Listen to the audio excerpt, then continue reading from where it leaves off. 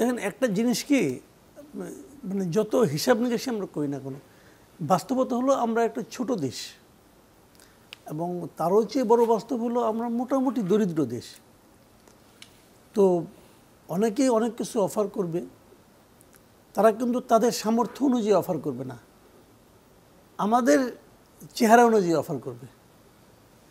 দেখলাম এবারও তো মানে যুক্তরাষ্ট্র কিছু কিছু টাকা পয়সা দিচ্ছে, এবং সেটা কিন্তু ওদের সামর্থ্য অনুযায়ী না, আমাদের মানে চেহারা অনুযায়ী। আমরা কত গরিব, গরিবকে তো গরিবই দিবেন আপনি, তাই না? ওইভাবেই কিন্তু অফার টফার আসবে। তবে যত কিছুই হোক না কেন, এটা ঠিক বাস্তবতা হলো আমাদের সবচেয়ে বড় প্রতিবেশী হলো ভারত। এটা হলো একদম নিরেট বাস্তবতা। আপনি প্রতিবেশী কিন্তু চেঞ্জ করতে পারবেন, এটা তো আপনার নিয়তি, এটা কিন্তু আপনার চয়েস না। তো সেক্ষেত্রে আবার তাদের জন্য এটা নিয়তি। আমরা যেমন তাদের দ্বারা পরিবেষ্টিত, তারাও তো আমরা তাদের একদম ভেতর থেকে আপনি আমাদেরকে তারা চাইবে না যে আমরা তাদের সঙ্গে সবসময় তাদেরকে ডিস্টার্ব করি, কারণ এটাও তাদের জন্য খুব পেইনফুল হয়ে যাবে। কাজে আমাদের সরকারের পক্ষ থেকে যে জিনিসটা বারবার বলা হচ্ছে বর্তমান অন্তর্বর্তীকালীন সরকারের পক্ষ থেকে, সেটা হলো তারা একটা মানে উইন উইন সিচুয়েশন চায়, সম্মানজনক চায়।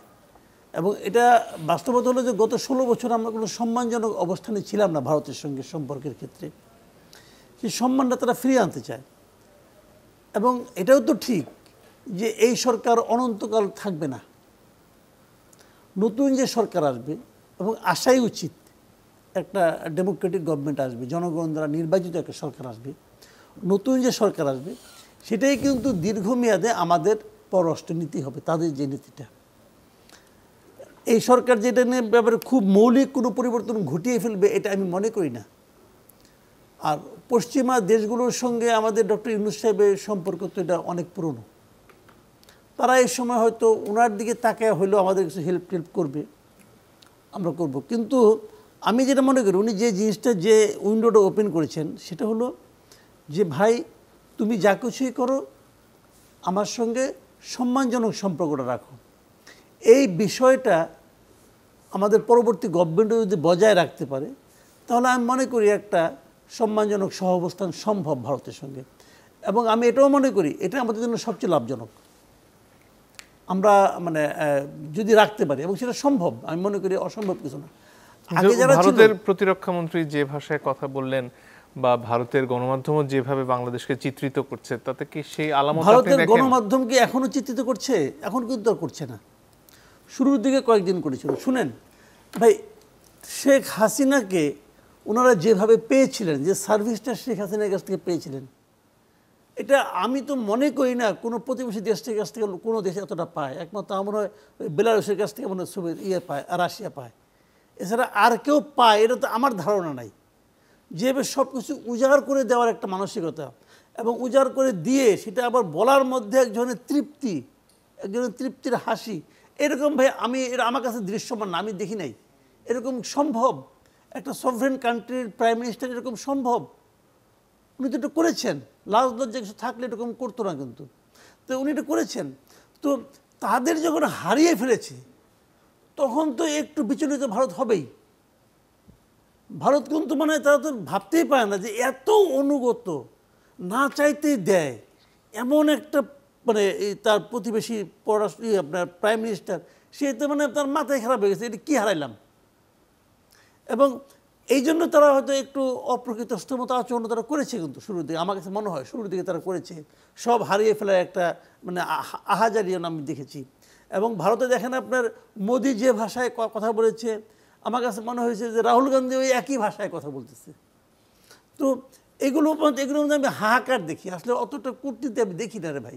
রাজনাথ সিং যে কথাগুলি বলেছে এটাও আমার কাছে খুব একটা ম্যাচিউরড কথা আমার কাছে মনে হয় না। সেই অবস্থানের কোনো পরিবর্তন দেখেছেন আপনি এর মধ্যে? আমি সেই অবস্থানের কোনো পরিবর্তনও দেখি নাই, এবং সেই অবস্থানের প্রেক্ষিতে যা যা তাদের করার কথা তাও দেখি নাই। কিন্তু যখন প্রতিরক্ষামন্ত্রী বলে যে আপনার ইউক্রেন রাশিয়ার যুদ্ধের সঙ্গে অথবা হামাস ইসরায়েলের যুদ্ধের সঙ্গে বাংলাদেশ পরিস্থিতি উনি তুলনা করেন, তাহলে সেখানে তো একটা সাজ রব পড়ে যাওয়ার কথা ছিল।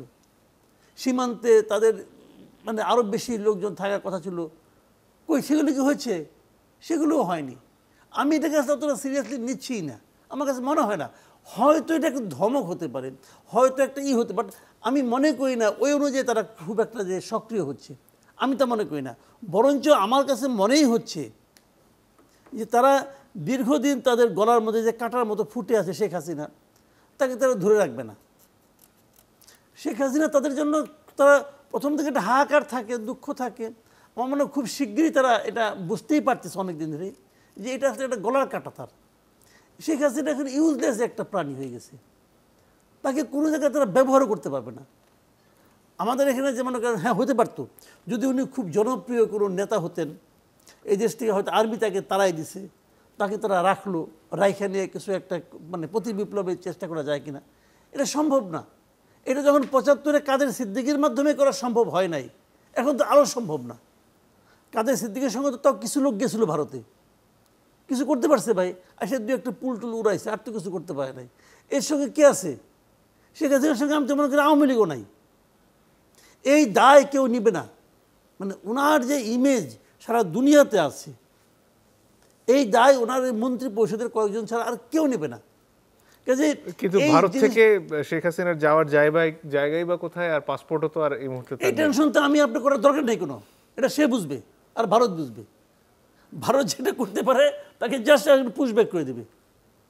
৪৫ দিন পার হবে দেখেন আপনি, আমি বললাম শেখ হাসিনার কপাল। আমি বলি শুনেন, তিনি তো আবার নিজেই টেলিফোনে ঢুকে পড়ার কথা বলছেন মাঝে মাঝে। হ্যাঁ, তিনি তো নিজেই টেলিফোনে ঢুকে পড়ার কথা বলছেন। হ্যাঁ ঢুকে পড়বেন উনি। আমার না মাঝে মাঝে মনে হয় বুঝলেন, প্রকৃতি না খুব নির্মম, কিন্তু খুব নির্মম। মানে আপনাকে আপনার মানে যে প্রতিদান পাওয়ার জন্য আপনাকে পরকাল পর্যন্ত অপেক্ষা করতে হয় না। আপনার মনে আছে এই ভদ্রমহিলা খালেদা জিয়ার অসুস্থতা নিয়ে কীরকম মানে অশ্লীল কথাবার্তা বলছিলেন, নিশ্চয়ই আপনার খেয়াল আছে। তো প্রতিদিনই শুনি মারা যায় অমুক বলছিলেন না? এবং একটা মানে অল্প কি একটা মানে বানানো এক মামলার জন্য তাকে বছরের পর বছর জেলে রাখছেন। আপনি নিশ্চিত থাকেন এই দিন আমাদেরকে দেখতে হবে, আমরা দেখব। এবং ওনার জন্য কেউ মায়া করবেন না, কিন্তু ওনার জন্য কেউ আহাজারি করবেন না। আপনি জাস্ট, আমি বললাম তো শেখ হাসিনা আওয়ামী লীগকে তো আর মারতে পারবেন না। আওয়ামী লীগ তো একটা বড় দল, যত যাই বলেন আপনি। আমি এটা বলি আপনাকে, আওয়ামী লীগ কিন্তু পাট গাছ না ভাই যে টান দিয়ে উঠে ফেলাবেন। আওয়ামী লীগ বেসিক্যালি বট গাছ, এটা তোলা কঠিন। কারণ বাংলাদেশের ইয়েতে আপনি দেখবেন ৩ পুরুষে আওয়ামী লীগ করে। দাদা আওয়ামী লীগ করতো, বাবা আওয়ামী লীগ করে, ছেলেও আওয়ামী লীগ করে, ছেলের বাচ্চা একটা হবে, হয় না এখনও, সেও ছাত্রলীগ করার জন্য প্রিপারেশন নিচ্ছে। এটা হলো আওয়ামী লীগ। তো সে আওয়ামী লীগ হুট করে যাবে না। কিন্তু শেখ হাসিনা যে কাজটা করছে, সে তার বাবাকে শেষ করেছে। বাবা একবার মরছিল ৭৫-এ, আরেকবার তারা বলে মরছে।